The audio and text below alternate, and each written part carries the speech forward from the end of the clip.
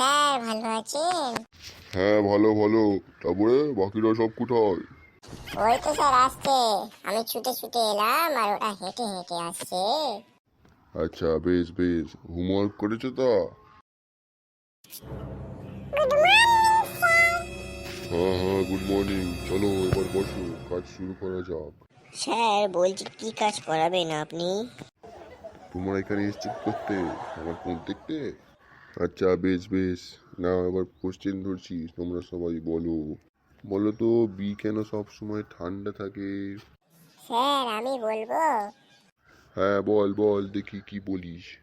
কারণ বি সবসময় এসির মধ্যে থাকে, ওই জন্যে। বাহ বাহ, এতদিন পর একটা মনের মতো কোশ্চেনের অ্যান্সার বললি তুই। আচ্ছা, এইবার তোদের আমি রচনা ধরবো একটা। পারবি তো সবাই? হ্যাঁ হ্যাঁ স্যার, জলের মতো গড় গড় করে গড়াবে স্যার। আচ্ছা আচ্ছা, বেশ বেশ। তাহলে একটা গ্রীষ্মকালের রচনা বল দেখি কিরম পারিস তুই। হ্যাঁ স্যার, তাহলে আমি বলছি শুনুন। আমাদের দেশে 6টি ঋতু আছে। 6টি ঋতুর মধ্যে গ্রীষ্মকাল বিশেষ ঋতু। এই ঋতুতে অনেকের বগল দিয়ে ছচ্ছর ছচ্ছর করে ঘাম ঝরে, আর ঘামের সাথে পিঠকে এল পচানি গন্ধ বেরোয়। আবার এই গ্রীষ্মকালে আমার খুব জল তেষ্টা পায়। আমার শুধু নয়, সকলেরই পায়। তা বলে নয়, সেটা বড় কথা নয়। বড় কথাটা হচ্ছে, সেই সময় আমি যদি বাবাকে বলি আইসক্রিমের কথা, আমার পেছনে লাথি মেরে ঘর থেকে বার করে দেয়। এটাই সবচেয়ে দুঃখ।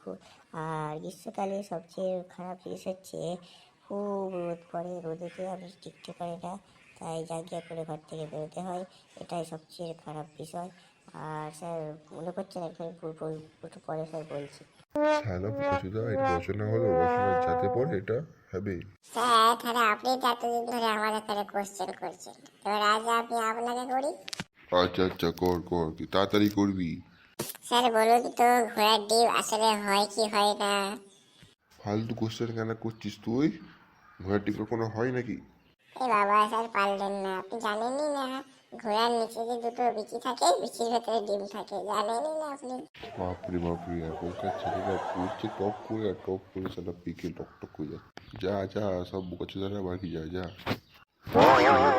ছুটি, যা বেরো। বন্ধুরা, ভিডিওটা কেমন লাগলো বলবেন, কমেন্ট করবেন, লাইক করবেন, সাবস্ক্রাইব করবেন, শেয়ার করবেন।